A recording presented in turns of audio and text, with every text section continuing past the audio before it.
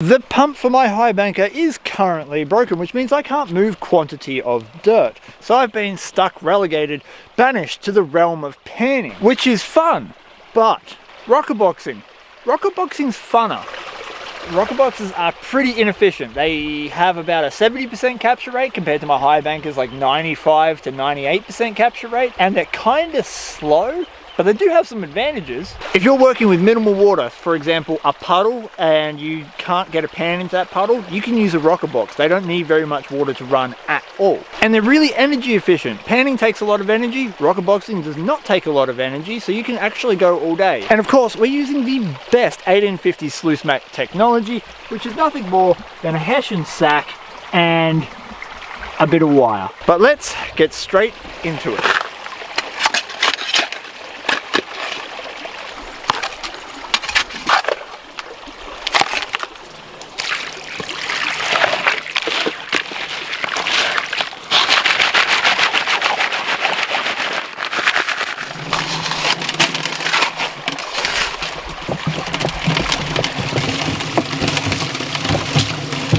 Like sluicing, it's a science, and it's not a science I'm very good at yet.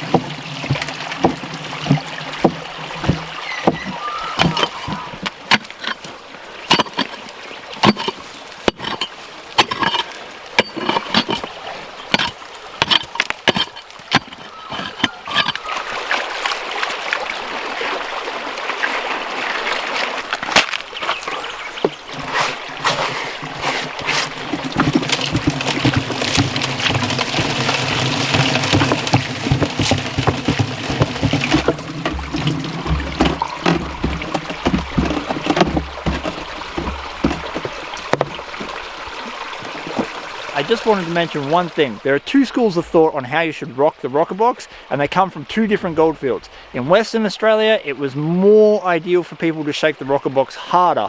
In Eastern Australia, it was more likely that you were going to shake the Rockerbox a little bit slower. I think this has to do with the gold particle sizes.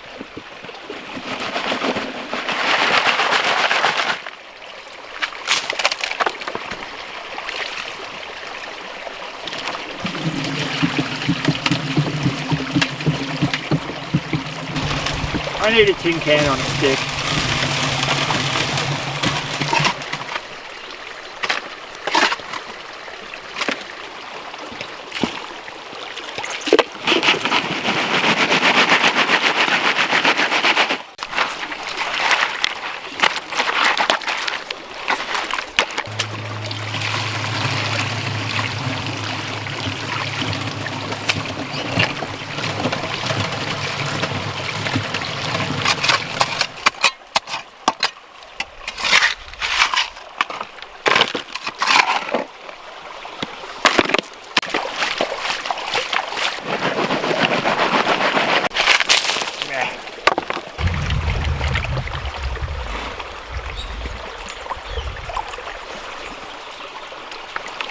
Just wanted to show you guys a test pan from the spot we're working. I'm aiming to get 20 pans done. I'm going to show you what kind of gold we will be able to catch and what kind of gold will probably end up blowing away. So that is one pan's worth of gold, and any of these sort of slightly larger pieces we should be able to get. But those little nano dots down there, they're the sort of pieces that are likely to just flow straight on out the end of the Rockerbox.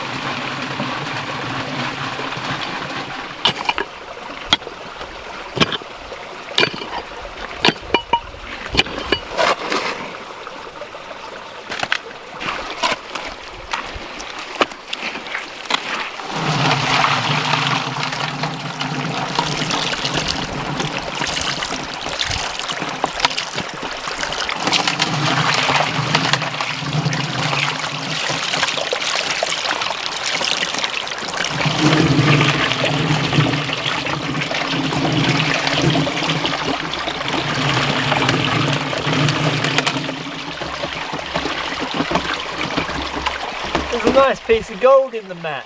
Look at this. Look at that. That's not a picker, but it's a nice piece. That is a nice piece of Rockerbox gold. I'm going to put that straight in the snuffer bottle. Let's test our losses. We've done 10 pans, so we're halfway through where I want to be. We're going to take some of these tailings from the front of the sluice, and see what kind of gold we're just sending the way of the gold gods.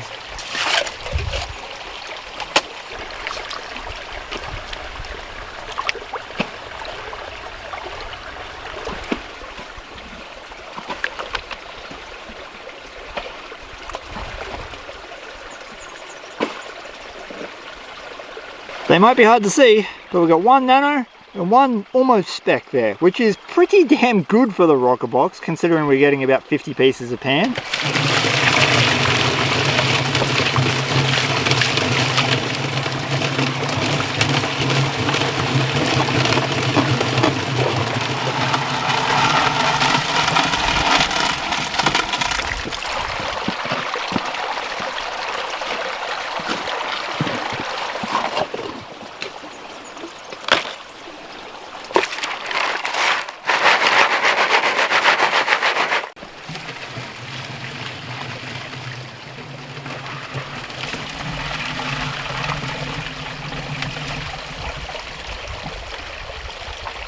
There is a dirty great big party sapphire in this matting. Come on, fat fingers, you can do this. I mean, these are not like gem quality, but they're still really cool to find. I would love to know how to cut these one day. 16 pans later, and we're going to empty this box out. This is what the mat looks like after those 16 pans. We have seen several bits of gold, several sapphires, all come down the mat. So we're hoping that there will be some okay colour in here. I'm hoping for a 0.15 to a 0.2.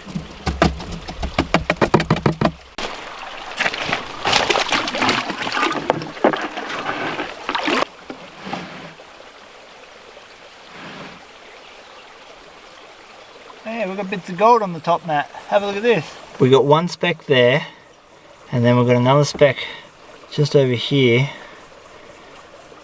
in the mat.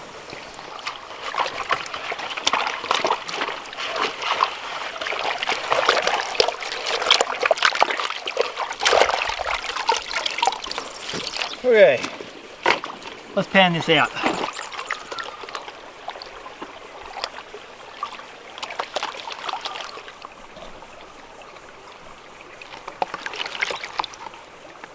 So the little picker that we got off the mat earlier is already in my snuffer bottle, and so is that nice sapphire. We have got a lot of black sand, which is a very positive start. Ooh! Ooh, there we go.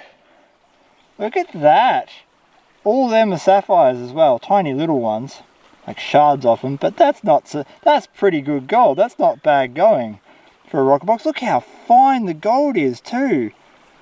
That is not chunky gold. That is like 100 mesh minus gold, and the Rockerbox caught it. I'm impressed. I'm very impressed. Now that we've got that Rockerbox all cleaned out, I've got to make tracks for home. So I will see you there. We'll clean up this gold, get it on the scales, and see what 1850s technology can deliver us today. This is the gold I got out of just 16 pans with that Rockerbox next to a Clash Guitars pick and an unfolded Swiss Army knife for a bit of scale. You'll also note a lot of gemstones. These are the gemstones I recovered in my cleanup. We have what I think mostly are garnets. This one here and this one here, the big one I thought was a sapphire, are most definitely garnets. These I believe to be party sapphires. But now we've got to get all this on the scales. First we're going to do the gemstones. 2.35 carats of garnets. I'm not 100% sure if this stone is big enough to cut. This is something that I want to learn about. But that right there is definitely our biggest one. It's just over a carat itself. A lot of people ask me why I actually do the paintbrush, but it's primarily to loosen it off the bottom of the pan from drying in the sun. Alright, here we go. I'm going to guess, I'd be really happy if I got a 0.15 to a 0.2 out of 16 pans. That'd be a very good day for just like a couple of hours of work. 0.19, upper end of what I wanted. Having said all that, 0.19 grams of gold is worth $14.78 Australian at today's gold prices. So until next time, please give your dog a big delicious scratch behind the ears for me. Peace, and I'm out.